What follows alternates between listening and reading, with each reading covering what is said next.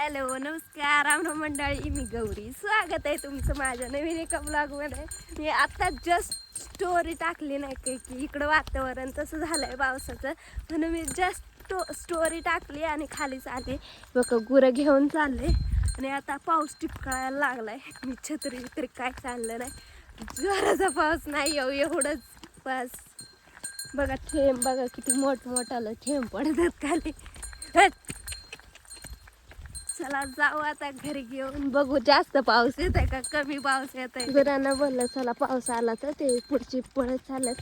डुगी आणि संध्या पगार गेली, ती काय कधी पळतीच नाही, कधीच पळते नाही ती. संध्या नंद्या ती पळायला लागल्यात आणि तिकडं पुढे ना असं जास्त पाऊस आल्याचा आवाज येतो माहिती का. जानेवारीत पाऊस पडायला लागल्यावरती बी काय करायचं पावसाचं. पाऊस बी त्याचं हे विसरलाय, कालावधी विसरलाय.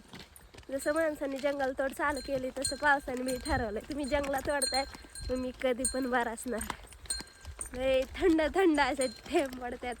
पहिल्यांदी पाऊस हिवाळ्यात पडताना बघते. मागच्या वेळेस उन्हाळ्यात पाऊस पडला होता, आता हिवाळ्यात पाऊस पडते. काय करायचं पावसाचं राव. लय जोरात वाजायला लागले. जोरदार असा पाऊस चालू झालेला आहे आणि आता यांना तिघांना नाही पळवी 10-10 डुगी आणि सध्या कॅनर.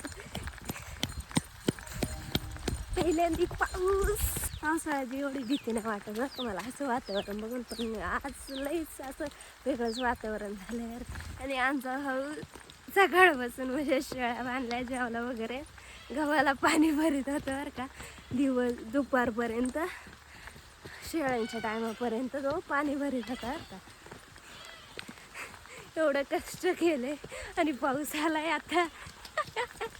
बेकार विषय आहे राव पावसाचा. तर नशीब बावणी पाटी तरी घरात घेऊन ठेवेल.